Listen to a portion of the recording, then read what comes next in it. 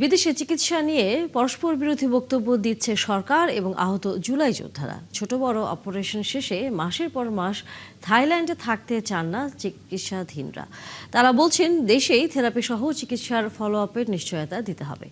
মুক্তিযুদ্ধ বিষয়ক প্রতিমন্ত্রী জানিয়েছেন এ নিয়ে পরামর্শ নেওয়া হবে বিশেষজ্ঞ চিকিৎসকদের। এরই মধ্যে বিদেশে চিকিৎসায় ৩৫০ কোটি টাকার বেশি খরচ হয়েছে। সুমন তানভীরের ধারাবাহিক প্রতিবেদনের চতুর্থ পর্ব ছবি তুলেছেন সাগর ফরাজে ও মাহফুজুর রহমান।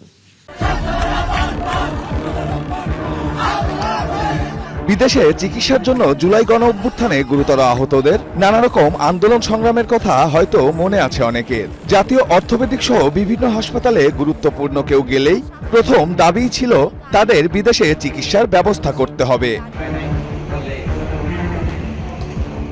এসব দাবির মুখে থাইল্যান্ড, সিঙ্গাপুর সহ কয়েকটি দেশে ১৫৪ জনকে উন্নত চিকিৎসার জন্য পাঠায় অন্তর্বর্তী সরকার, যাদের পেছনে এখন পর্যন্ত খরচ ৩৫০ কোটি টাকা। এখনো থাইল্যান্ডে চিকিৎসাধীন রয়েছেন ৩০ জনের ওপরে। অনেক পেশেন্ট হাঁটাচলা করতেছে, সুস্থ সবল মানুষ, ওদেরকে না পাঠা আমাদেরকে জন্য পাঠাতেছে না। চিকিৎসাধীন জুলাই যোদ্ধাদের বেশ কয়েকজনের সঙ্গে ভিডিও কলে কথা হয় আমাদের। তারা জানান ছোট বড় অপারেশন শেষে ৪ মাসের বেশি সময় ধরে তারা শুধু থেরাপি নিচ্ছেন। আমার গুলিটা বের করেছে ধরেন ৬ মাস হয়েছে, ৬ মাসে শুধু থেরাপি নিচ্ছে। সবকিছু আছে বাংলাদেশে, কিন্তু থেরাপি তো দেয় না। গুলি খাওয়ার পরে যে সিনিতে যে মেশিন গুলো দিচ্ছে, ওই মেশিন গুলো তো মনে করেন যে আমাদের এই জায়গার থেকে তো উন্নত মেশিন গুলো সবকিছু। সিআরপিতে আগে যারা গেছিল ফার্স্টে, তারা ওই জায়গা থাইল্যান্ডে আছে, তারা বলে যে এই জায়গাতে সিআরপি থেরাপি ভালো। আমি থাইল্যান্ডে আছি প্রায় ৮ মাস। মানে ৪ মাস হলো আপনি থেরাপি নিচ্ছেন। বাংলাদেশের সবথেকে সিআরপি হলো মানে বেস্ট। এখানে তো যতটুকু আছে সিআরপি তো সেম, সেখানে তো প্রায় বহুল খরচ, কিন্তু বাংলাদেশে এতটা খরচ হয় না। কথা বুঝতে পারছেন? আর এ থেরাপির পিছনে এই হাসপাতালটি থেকে শুধু মে মাসেই বিল এসেছে ২৫ কোটি টাকা। এখন প্রশ্ন হচ্ছে, জুলাই বিপ্লবের পর আহত জুলাই যোদ্ধাদের জন্য সর্বাধুনিক প্রযুক্তির যে থেরাপি যন্ত্রাংশ বিনামূল্যে সরবরাহ করেছিল চীন সরকার, সেগুলো কোথায়? অন্তর্বর্তী সরকারের মাধ্যমে বাংলাদেশ মেডিকেলকে দেওয়া সেই যন্ত্রাংশগুলো কোন অবস্থায় রয়েছে জানতে এবার আমাদের গন্তব্য বাংলাদেশ মেডিকেলের সুপার স্পেশালাইজড হাসপাতাল। আশ্চর্য, এ তো দেখছি বিরাট কর্মযজ্ঞ। দেশি হাসপাতালের এ এক বিদেশি চেহারা। চারিদিকে সব আধুনিক যন্ত্রাংশ, বিনামূল্যে রোগীদের সেবাও দিচ্ছে কর্তৃপক্ষ। এমন আধুনিক সব ফিজিওথেরাপির ব্যবস্থা রয়েছে বাংলাদেশে, এবং এই সর্বাধুনিক যন্ত্রপাতিগুলো জুলাই আন্দোলনের পরে জুলাই যোদ্ধাদের অর্থাৎ আহত জুলাই যোদ্ধাদের জন্যই চীন সরকার সহায়তা দিয়েছিলেন।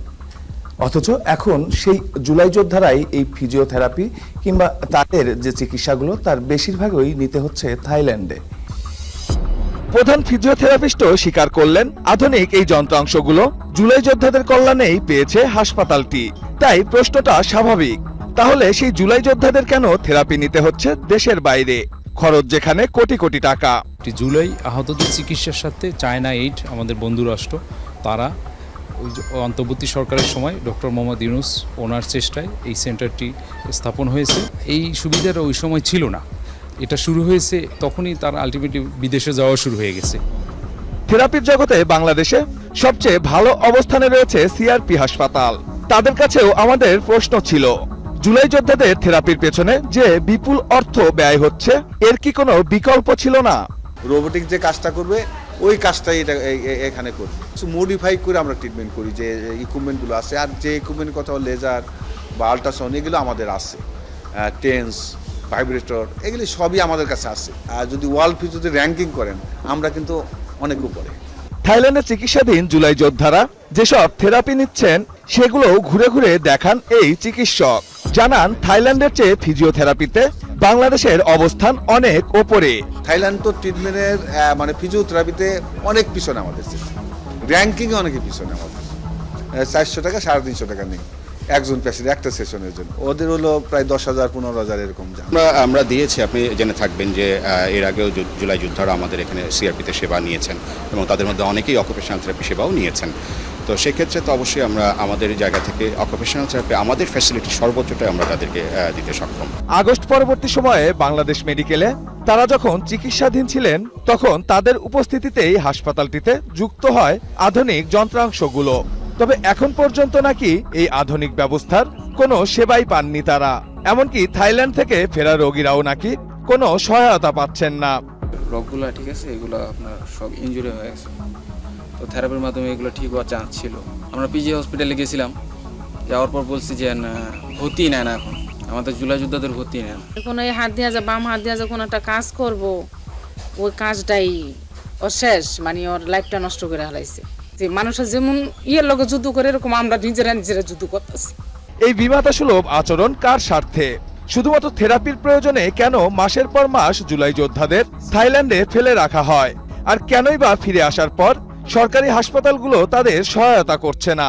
এটা মেডিকেল বোর্ড সিদ্ধান্ত নেবে। মেডিকেল বোর্ড যদি মনে করে ওইখানে থেরাপি নিতে হবে নিবে, যদি মেডিকেল বোর্ড মনে করে যে না এখন তারা বাংলাদেশে এসে থেরাপি নিতে পারে, ফ্যাসিলিটি আছে, তারা বাংলাদেশে চলে আসবে। এই ব্যাপারে আমাদের কোনো নাই। আমার তো ওপেন ডোর, আপনি জানেন, অনেকেই হেঁটে চলে আসে, তাদের অবস্থাটা আমাকে দেখায়।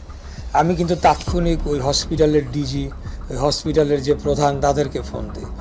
এসব অব্যবস্থাপনার দ্রুতই অবসান হবে বলে প্রত্যাশা করছেন জুলাই যোদ্ধারাও। সুমন তানভীর, ৭১, ঢাকা।